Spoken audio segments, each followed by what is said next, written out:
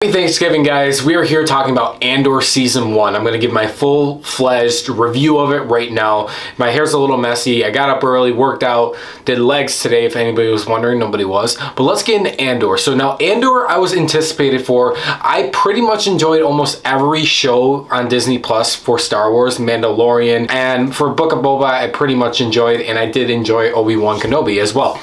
But let's talk about the pros. First thing, we get 12 episodes in this season. And remember, this is season 1. There's a lot. The show ends on a cliffhanger, which I'll get into later. But season 1, we get 12 episodes, which each episode is very detailed, but I do have a big complaint, which we'll talk about in the cons. But every episode makes sense, and it builds towards something that is in the finale. I'm going to say also the show is visually pleasing. The set pieces, the set designs, the character looks, everything like that, it looks beautiful, and it rugged in a way. I love also the tone of this show is serious, right?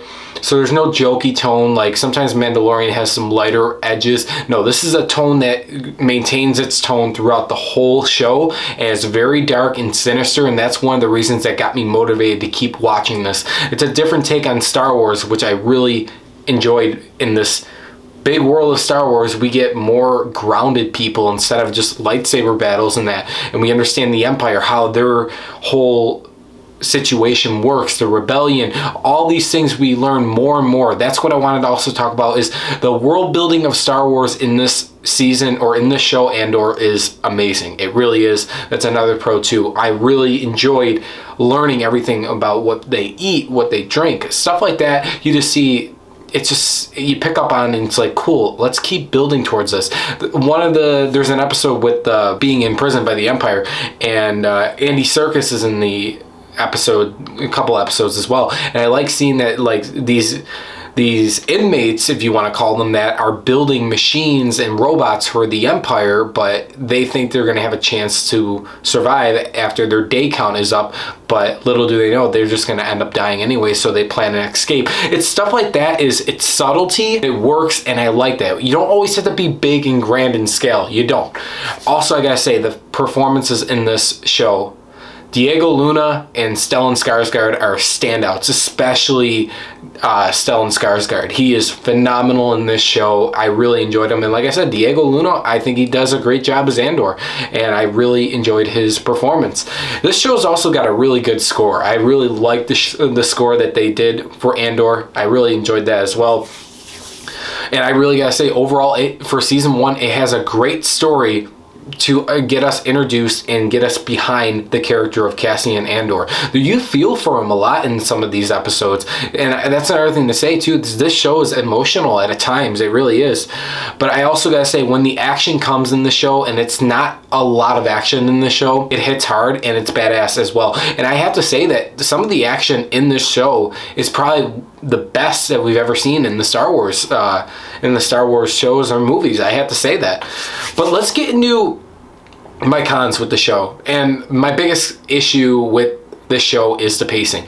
So you really feel the pacing within the first 6 episodes, and it almost feels like they had to do 12 episodes to get the story where they wanted to go. Like I said, it's a great story, but the pacing for the first 6 episodes, it's slow. It really is. You have to pay attention, and you have to be engaged and immerse yourself into it. So if you guys aren't into that, and you guys like more like Mandalorian stuff, then it might not work for you, but still, for me, I came out having a great time with it. But I would say that my biggest issue with the show is pacing. It really is.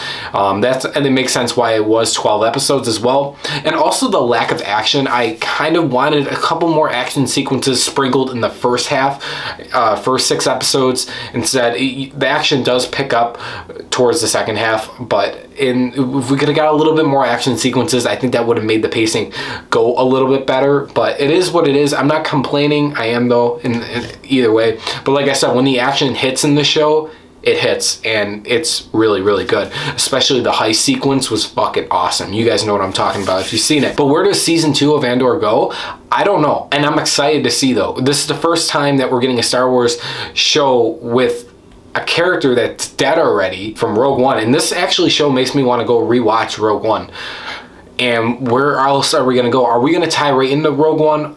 I imagine we'll have to see. But guys, overall, I did enjoy season 1 of Andor. I am looking forward to season 2 whenever it does come out. I heard they filmed it back to back, so that'd be really cool. But guys, overall, I give Andor season 1 an 8 out of 10. I say definitely watch this. If you got the time, it's 12 episodes only too, and each of the episodes are 45 to an hour in length, and you get what you pay for Disney Plus. But guys, if you've seen Andor, let me know your thoughts below, and where do you guys think the show is going to go? Thanks for watching. Subscribe for more, and I'll see you guys in the next one. Happy Thanksgiving.